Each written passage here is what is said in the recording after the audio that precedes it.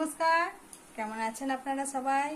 ঘরে বাইরে আরও একটি নতুন ব্লগে আপনাদের সকলকে স্বাগত জানাই, সাথে জানাই হ্যাপি সানডে। আজকে হয়ে গেল রবিবার, আর আবারও আজ থেকে বড় ব্লগ নিয়ে আসছি। এই কয়েকটা দিন একটু তাড়াহুড়ো ছিল, তার মধ্যে যাওয়া আসা একটু টায়ার্ডও হয়ে গেছিলাম, সে কারণে আর বড় ব্লগ দেওয়া হয়নি। তো আজ থেকে আবারও ভাবছি বড় ব্লগ দেওয়া শুরু করব। আর কি বলবো, ওয়েদারের অবস্থা তো ভালোই, আর আমাদের এখানে তো একটু বৃষ্টি না হতে হতে জল জমে যায়। কালকে তো সারা সন্ধ্যা থেকে রাত্রির পর্যন্ত কারেন্টই ছিল না, যাই হোক রাত্রেবেলা কারেন্ট এসেছে। আর একটু বৃষ্টি হলে যেহেতু জল জমে যায়, সে কারণে কালকে মেয়ের বিকেলে যে দুটো টিউশন ছিল তার মধ্যে একটা তো স্যার অনলাইন করিয়েছেন, আর একটা তো ছুটি দিয়ে দিয়েছিলেন জল জমে যাওয়ার কারণে। আজকে এখন জানি না কি হবে, আকাশে তো এখনো মেঘ আছে, তবে হালকা হালকা কখনো রোদ্দুরও উঠছে। তো ভাবলাম ব্লগটা সকাল সকাল শুরু করে দিই। স্নান পুজো তো সব কমপ্লিট করে নিয়েছি, আজকে যেহেতু রবিবার সে কারণে সকাল সকাল কমপ্লিট করে নিয়েছি। আর মেয়ে আসবে, তারপরে একসাথে টিফিন টিফিন করে রান্না বান্নাটা শুরু করব। তো চলুন আমার সাথে থাকুন, দেখতে থাকুন, আশা করি ভালো লাগবে। সকাল সকাল বড় একখানা ব্যাগ নিয়ে বেরিয়েছিল, তো দেখা যাক আজকে সানডে স্পেশাল কী নিয়ে এসেছে। হাতে করে নিয়ে এসেছে ঘুগনি, কারণ আজকে কচুরি খাওয়ার আমার একদমই ইচ্ছে ছিল না। এই কয়েকটা দিন প্রচুর ধকল গেছে, আর ভালো লাগছে না কচুরি খেতে। তো ভালোই করেছে, ঘুগনি এনেছে, মুড়ির সাথে খাবো। আর সবজি নিয়ে এসেছে একটুখানি, যদিও ফ্রিজে অল্প একটুখানি সবজি আছে, তো সবজিগুলো পরে রাখবো, আগে টিফিনটা করে নিই, তারপরে বাকি কাজ সারা যাবে। আর আজকে আমার মনেই নেই যে আমাদের মায়ের মন্দিরে পুজো হয়েছে, সেখানে আজকে খাওয়া দাওয়া ভুলেই গেছিলাম। তো বড়মশাই টিউশন থেকে মেয়েকে নিয়ে আসার পর বললো আজকে তো রান্নাবান্না করতে হবে না, কারণ ওখানে নিমন্ত্রণ আছে। সেখানেই এখন চললাম আমি আর মেয়ে। বড়মশাই আগেই চলে গেছে, কারণ ও আজকে একটু বাইরে গেল আমার ভাসুরপুর বাড়ি। ভাসুরপুর শরীরটা একটু খারাপ, ওকে দেখার জন্য। তো খেয়ে দিয়ে বেরিয়ে গেছে, এখন আমি আর মেয়ে এসেছি। বৃষ্টিটা প্রচুর হচ্ছিল, এখন একটু ধরেছে, আর প্রচুর লাইন। তো এই মায়ের ভোগ খেতে কী যে ভালো লাগে কি বলবো। অন্যান্যবার খিচুড়িটা একটু বেশি করে দেয়, পোলাও একটু কম দেয়। এবারে আবার দেখছি খিচুড়িটা একটু কম দিয়েছে, পোলাও বেশি করে দিচ্ছে, যে যত পারে পোলাও খাও। তো খাবার দাবার খেতে তো বেশ ভালোই লাগে, তার মধ্যে ঠাকুরের ভোগ হলে তো আর কথাই নেই।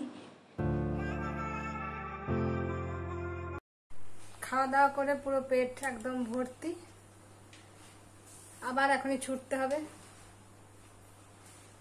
ওই জন্য আর ড্রেস চেঞ্জ করছি না, কারণ 4টে থেকে পড়া আছে। এখন তো ঘড়িতে হয়ে গেছে 3:15, 3:30 সময় বেরোবো। তো খাবারটা হজমও হবে, একদিকে ভালোই হচ্ছে। কেমন লাগলো? দারুণ।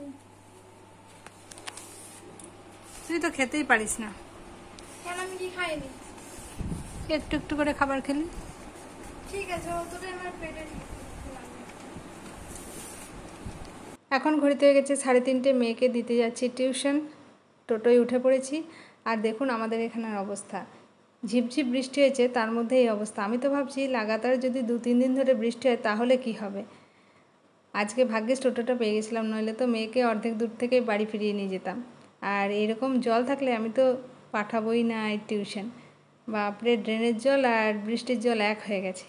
যাই হোক, মেয়েকে টিউশন থেকে দিয়ে আসার পর একটুখানি রেস্ট করে নিয়েছিলাম, তারপরে মায়ের জন্য রুটি বানিয়ে মাকে এখন খেতে দিয়েছি। আর ভাবলাম সবজিগুলো ধুয়ে রেখেছিলাম সেগুলো তুলে রেখে নিই।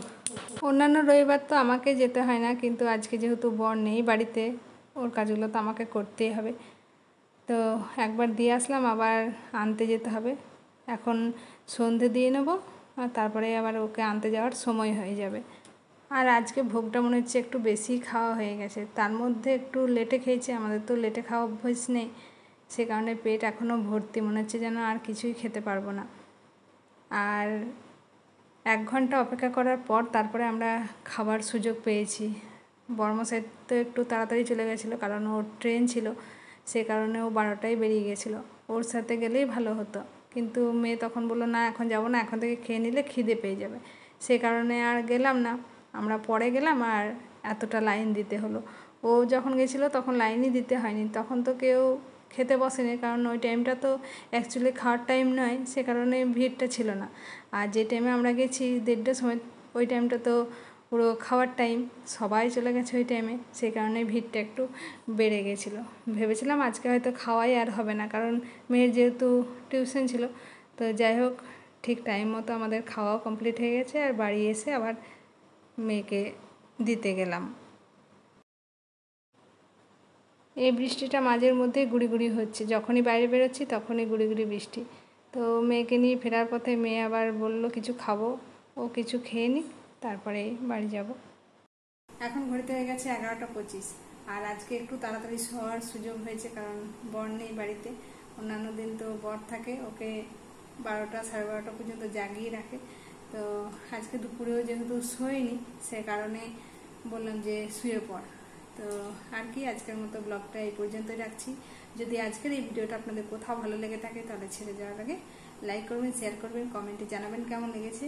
আর যারা আমার নতুন বন্ধু আছেন, আমার চ্যানেলটাকে এখনো পর্যন্ত সাবস্ক্রাইব করেনি, তারা চ্যানেলটাকে সাবস্ক্রাইব করে দিয়ে আমার পাশে থাকবেন। কালকে আবার ফিরে আসবো নতুন একটা ব্লগ নিয়ে। ততক্ষণের জন্য আপনারা সবাই সুস্থ থাকুন, ভালো থাকুন, সাবধানে থাকুন। Bye, good night.